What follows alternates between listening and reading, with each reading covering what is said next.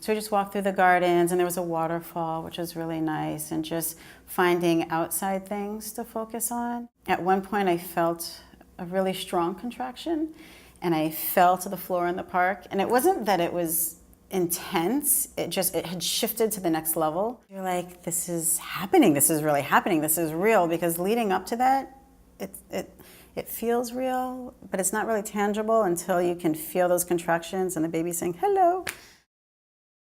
There was a number of ways to help alleviate the pain. One was applying pressure on my lower back specifically. Being on my hands and knees was really helpful.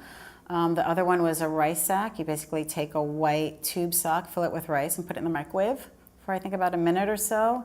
And that became my best friend in the world. We kept like switching positions and leaning against the couch and so forth. And I think we're always trying to control ourselves.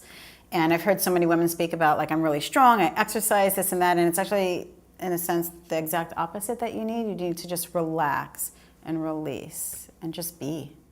For one quick second, I was like, oh my goodness, how can I do this? Like, how much further is this gonna go?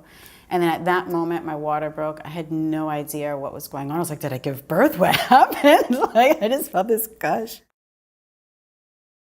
My friend said the second I walked into the door and like I put my arms around the midwife, like my whole face relaxed, like a smile came on my face, and I just felt like relieved, like I was in her arms. You know, I kept saying I have to push, and so she checked me and she's like, oh, yeah, keep pushing. The baby's here. So then they were scrambling to heat up the tub fast enough, and I was, you know, continually pushing on the bed, waiting for the tub to be filled up.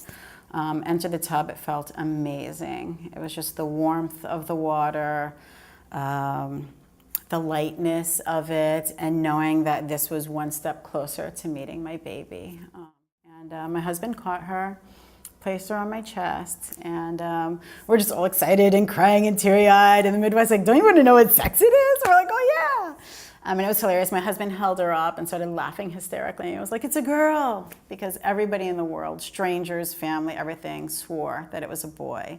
I had strangers on the street stop me and be like, excuse me, you're having a boy, aren't you? And so it was in my head. We're like, of course we're having a boy. We had the boy name picked out, and so it was just a hilarious moment.